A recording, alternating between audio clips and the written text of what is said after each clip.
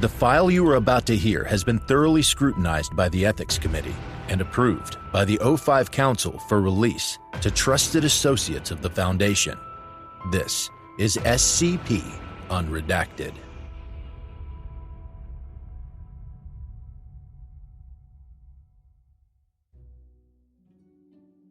Item number SCP-6725. Object Class Euclid. Special Containment Procedures. SCP-6725 is kept in a windowless containment locker at Site-19. Personnel are prohibited from entering the locker. Description: SCP-6725 is a collection of concrete rubble, formerly the northern wall of a building in Columbia, South Carolina, with a mural of a tunnel painted on it. The anomaly received its designation after a series of events that occurred on 24 November 2013, in which all individuals who viewed the anomaly would immediately begin attempting to crash into it. The event began at 09:14 GMT and spanned until the event was stabilized by operatives at 11:29. The event was captured on a CCTV camera positioned opposite the anomaly. Additionally, multiple news outlets and citizens have captured footage of the incident. An approximate timeline of the events has been compiled and follows. Time 09:14. The wall spontaneously attains its anomalous attributes. Several individuals walking nearby begin to run into the anomaly. Witnesses begin running towards the anomaly and stack atop others. People can also be seen exiting buildings close to the anomaly and running towards it. Time 09:21. The viewers and participants of a parade celebrating Thanksgiving have begun running from their locations to the wall. A pile has started taking form, with the number of victims at approximately 60 to 70. Foundation agents are alerted of the developing incident, and 2 units of MTF Gamma 40 are deployed to investigate the situation. Time 09:34. The pile of victims, most unconscious, reaches approximately 5 meters tall. A truck driving down the road accelerates and plows into the pile. More than 50 of the 300 victims are terminated in the collision. Several other vehicles crash into the pile, with one driving up the pile and becoming immobile. Time 09:48. The pile of 600 victims now towers over the building, beginning to cover its rooftop. 2 cars, both deep inside the pile, collide with one another, causing a fire to spark. Though the exact cause is unknown, it is speculated one of the car's gas tanks was ruptured. Within minutes, the fire engulfs the majority of the pile. Time 09:55. An airline flight from New York to Georgia passes over Elgin, South Carolina. News outlets have now arrived at the scene of the incident. The fire engulfs the entirety of the building, and the local fire department has received more than 83 calls in the past 10 minutes. Time 10:08. The Gamma 40 units arrive at the scene, and the first unit forms a half circle around the anomaly, facing outwards. The second unit circles around the area in an unmarked helicopter. Individuals charging toward the wall appear ignorant of the task force, walking or driving directly past them. Contact with the task force is lost after authorization to shoot to kill is granted to the operatives.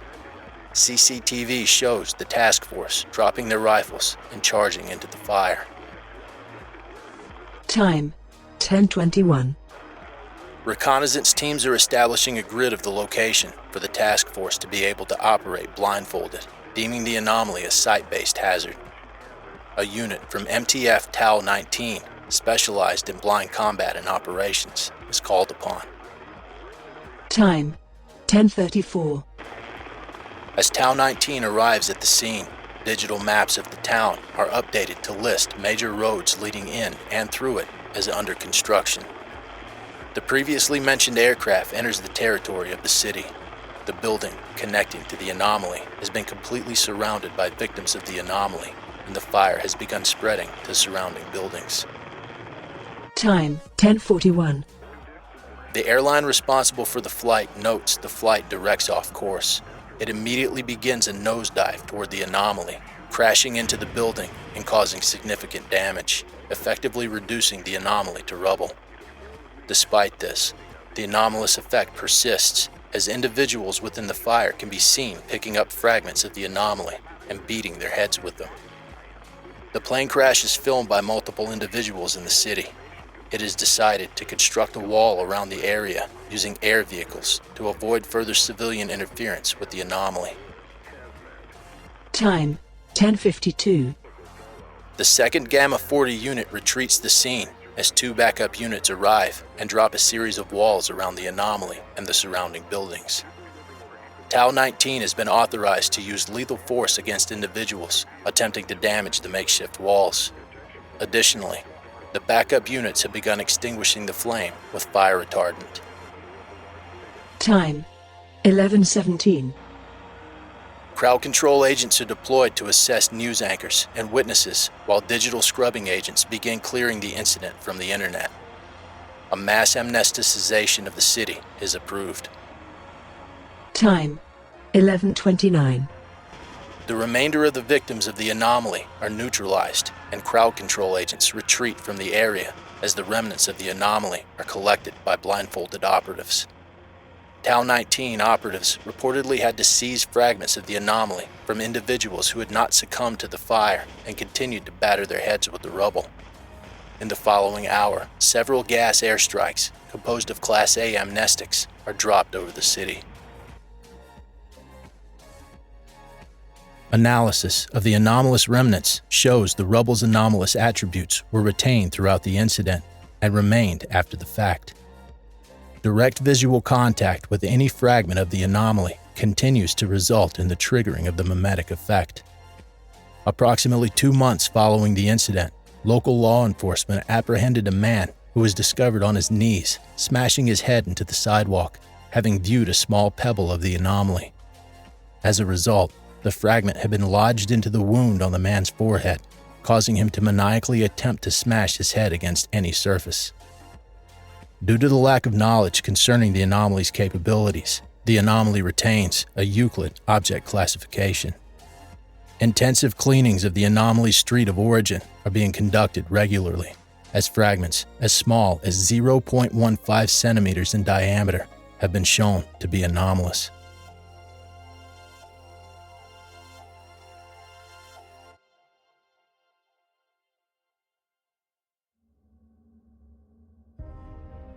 Thank you for listening.